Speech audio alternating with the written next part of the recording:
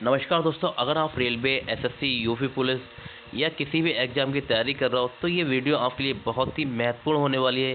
क्योंकि इस वीडियो में आपके लिए बताता हूँ मैथ के इम्पोर्टेंट क्वेश्चन जो कि परीक्षा में बार बार पूछे जाते हैं। जिस तरह क्वेश्चन इस साइड में दिए गए हैं उसी तरह क्वेश्चन आपके एग्जाम में भी आएंगे। चलिए शुरू करते हैं आज की क्लास। आज है क्वेश्चन नंबर पहला। ठीक है, इस क्वेश्चन में आपसे कह रहे हैं दी गई भिन्नों में सबसे बड़ी भिन्न है। आपको इस क्वेश्चन में बताना कि सबसे बड़ी भिन्न कौन सी है। देखिए, इस क्वेश्चन को करने के बहुत सारे तरीके होते हैं, लेकिन जब आपको वैल्यू सिंपल वैल्यू दी जाए तो आप सिंपल तरीका ही अपनाना, भाग विधि अपनाना। जब आपको छोटी छोटी वैल्यू दी गई हो तो भाग विधि अपनाना, क्योंकि भाग विधि सबसे आसान होती है छोटी वैल्यू के लिए, और बड़ी वैल्यू दी गई होती है तो हम दूसरे तरीके से करते हैं। तो देखिए, हम भाग विधि से कैसे करेंगे। अगर इसे हम 3 से भाग देंगे 5 में तो 3 एकम 3 और 3 छंग 18, यानी कि 1.6 बार ये जाएगा, इस तरह से चला जाएगा जी। और इससे भाग देंगे हम 4 एकम 4 और 4 पंजे 20। अब इसे भाग दे रहे हैं हम 5 एकम 5 और 5 अट्ठे 40,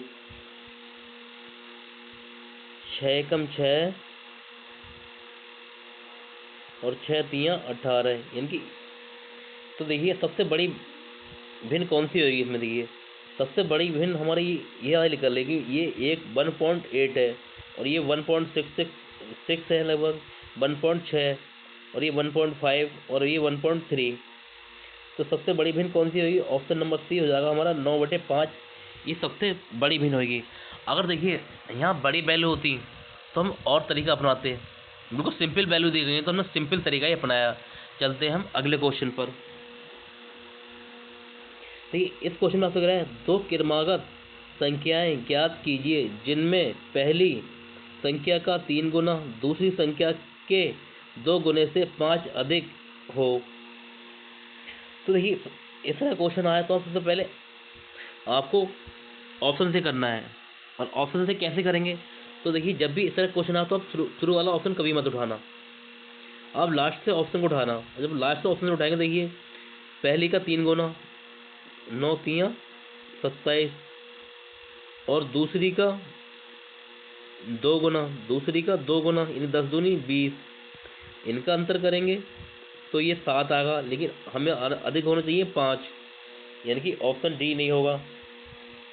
और ऑप्शन सी को उठाएं हम, 3 गुणा करें 7 7 तियाँ 21, और 2 का गुणा करें 8 7 8 दूनी 16। इनका अंतर 5 आया, आपसे ऑप्शन में भी कह रहा है कि संख्या का पहली संख्या का 3 गुने और दूसरी संख्या के 2 गुने से 5 अधिक हो, यानी कि पहली संख्या 5 अधिक होना चाहिए। तो हमारी पहली संख्या 5 अधिक है, यानी कि हमारा राइट आंसर आ गया ऑप्शन नंबर सी। अगर कुछ लोगों को ऑप्शन से करना नहीं आया एग्जाम में तो बेसिक तरीके से कैसे करेंगे। तो हमने माना, देखिए हमारी संख्या क्या है, पहली संख्या x है और दूसरी संख्या हमारी x+1 है। x+1 है तो हम इसे करेंगे, क्वेश्चन करेंगे पहली संख्या का 3 गुना, यानी कि 3x प्लस 1, और कितनी अधिक है 5, तो 3x बराबर 2x, अभी रुक जाओ,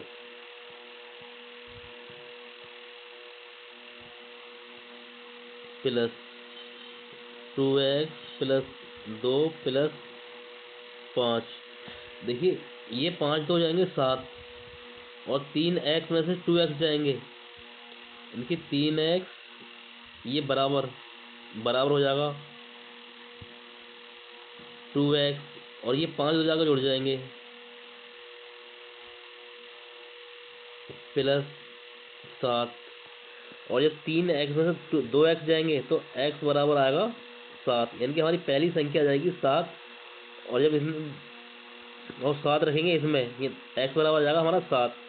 एक पहली संख्या 7 आ गई, और 7x+1 करेंगे तो दूसरी संख्या हो जाएगी 8, यानी कि 7 8 हमारी संख्या आ जाएगी। ऑप्शन नंबर सी हमारा राइट आंसर हो जाएगा। लेकिन मैं आपको कहता रहा हूँ कि आप बेसिक तरीके से मत करना, जब भी करना ऑप्शन से करना, आपको जल्दी आंसर आएगा। चलते हैं हम अगले क्वेश्चन पर। देखिए इस क्वेश्चन में आपसे कह रहा है कि लुधियाना शहर की जनसंख्या में प्रति वर्ष 20% की वृद्धि होती है। यदि इसकी वर्तमान जनसंख्या 8,47,000 है तो 2 वर्षों में जनसंख्या कितनी हो जाएगी। आपसे कह रहा है कि 2 वर्षों में जनसंख्या कितनी हो जाएगी। देखिए 20% की वैल्यू होती है 1/5। अब कुछ लोग कहेंगे 20% की वैल्यू 1/5 कैसे होती है। तो देखिए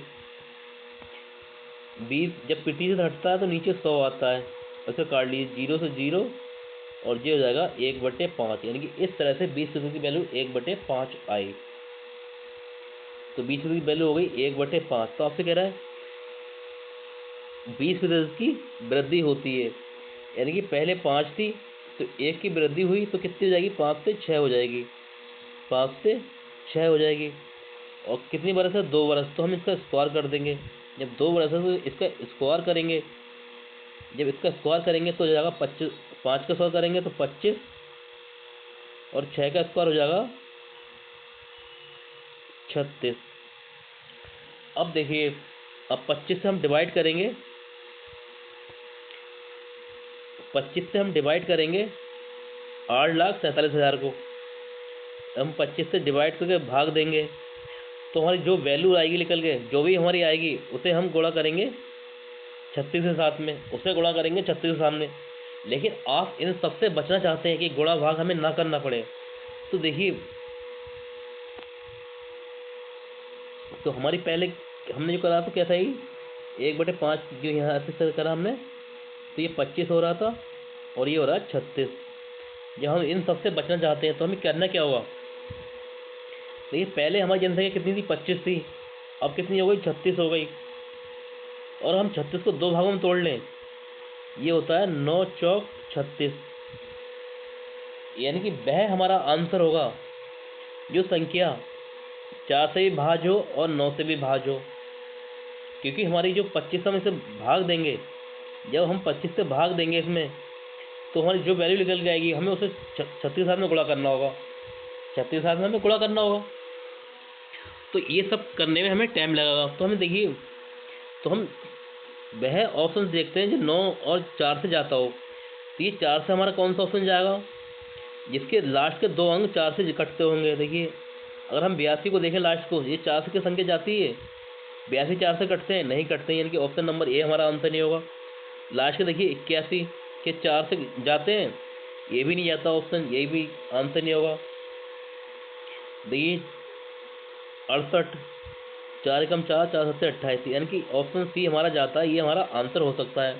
ऑप्शन नंबर डी ये 80, ये 4 से पूरा कटता है, ये भी हमारा आंसर हो सकता है।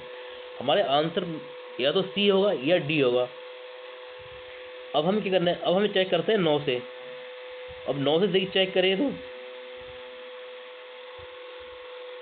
9 से चेक करेंगे, 8 और 1 9, 6 और 2 8 और 1 9, यानी कि हमारे पास बचा 2 बचा। और 2 9 से जाता है कि नहीं जाता, तो हमारा आंसर सी नहीं होगा, ऑप्शन सी भी हमारा आंसर नहीं होगा। हमारा आंसर होगा ऑप्शन नंबर डी, ये हमारा आंसर है। देखिए हम काटा पीटी हमें गुणा भाग करने से हम बच गए, हमारा डायरेक्ट आंसर निकला है। आप चेक कर सकते हैं। देखिए 9 से, देखिए 9 से ये 9 गया, 8 और 1 9, ये कट गया, 6 और 1 2 8 और 1 9, यानी कि 9 से पूरी संख्या कट रही है, इसलिए हमारा जो आंसर आ गया वो ऑप्शन नंबर डी आ गया। एग्जाम में भी आपको इसी तरह से करेंगे तो आपका आंसर जल्दी आ जाएगा। चलते हैं हम अगले क्वेश्चन पर। देखिए इस क्वेश्चन में कह रहा है pipe A pipe B tank को क्रमशः 7 घंटे और 10 घंटे में भर सकती हैं, जबकि पाइप सी टैंक को 14 घंटे में खाली कर सकती हैं। यदि सारी पाइपों को एक साथ शुरू किया जाता है तो टैंक को भरने में कितना समय लगेगा। आपसे कह रहा है कि तीनों पाइपों को एक साथ चालू किया जाएगा तो हमें टैंक को भरने में कितना समय लगेगा। तो देखिए हमारा एक टैंक को भरता है 7 घंटे में और बी टैंक को भरता है 10 घंटे में और सी टैंक को खाली करता है 14 घंटे में। ये हमारा सी माइनस लगा देते हैं, ये खाली करने वाला है। अब इनका लिया हमने एलसीएम, एलसीएम आया 70 हमारा। अब 7 से डिवाइड किया 70 को, 7 धाम 70 यानी कि ये आया 10। 10 से डिवाइड किया 70 को, 10 से 70 ये आ गया 7। और 14 से डिवाइड किया 70 को, 14 पंजे 70 यानी कि ये आया 5। देखिए ए और बी मिलकर भरते हैं 17, ए और बी मिलकर भरते हैं 17 और सी खाली कर रहा है 5, सी खाली करने वाला, सी खाली कर रहा है 5।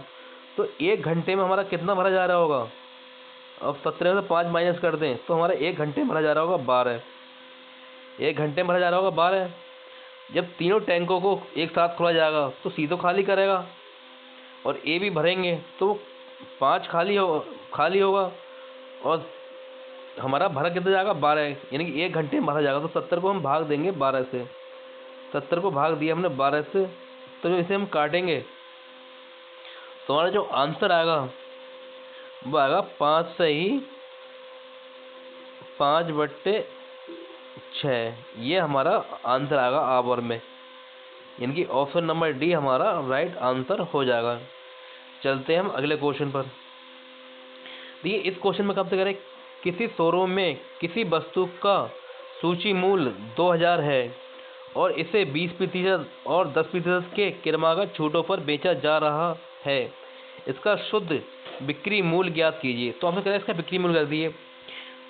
देखिए आपको बता दूं मैं 20% की वैल्यू होती है 1/5, मैंने आपको अभी बताया है, और 10% की वैल्यू होती है 1/10।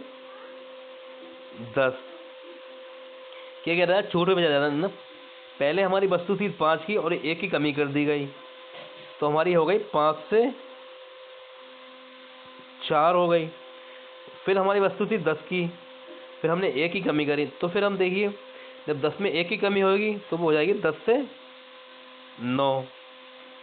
अब इसे देखिए, अब हम चेक कर लेते हैं। आप इसे काट लीजिए, ये 2 से जाएगा 5 बार और दी जाएगा 2 से 2 बार, तो हमारा जो आएगा कट के ये हो जाएगा 55 25 और 55 25 और ये हो जाएगा 9 दूनी 18। अब देखिए 25 से हम डिवाइड करेंगे, इस 25 से डिवाइड करेंगे 2000 को, तो 25 अट्ठे होता है 200, 25 अट्ठे होता है 200, यानी कि ये कटेगा 80 बार में।